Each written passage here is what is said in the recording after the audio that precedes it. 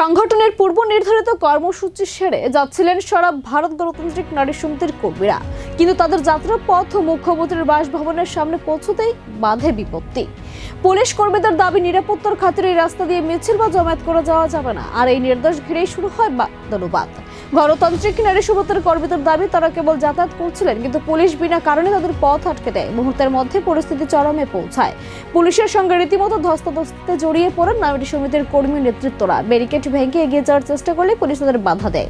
পুলিশের আচরণের প্রতিবাদে ক্ষোভে ফেটে পড়েন আন্দোলনকারীরা। পুলিশের বাধার প্রতিবাদে শেষমেশ রাস্তা অবরোধ করে বসে পড়েন সংগঠনের কর্মীরা।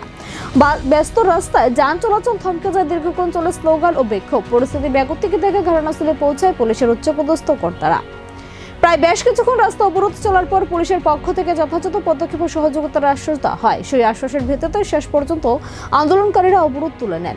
তবে এই ঘটনাকে কেন্দ্র করে আজ সকাল থেকে মুখ্যমন্ত্রীর বাড়ির সংলগ্ন এলাকায় ছিল কড়া পুলিশ নিরাপত্তা।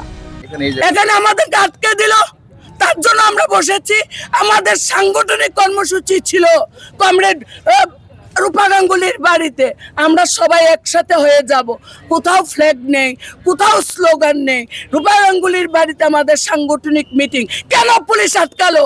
এবং আরক্ষা দপ্তর থেকে যেভাবে আমাদের সাথে ব্যবহার করলো, এটা আমরা মেনে নিতে পারছি না। এটা মেনে নিতে পারছি না আমরা। তার বিরুদ্ধে আমরা গতকালকে চিফ সেক্রেটারির কাছে গেছি। Jene regnai senana ni bagoi khuteng bakha ulobe continue tongnai. Bai kene jene health sector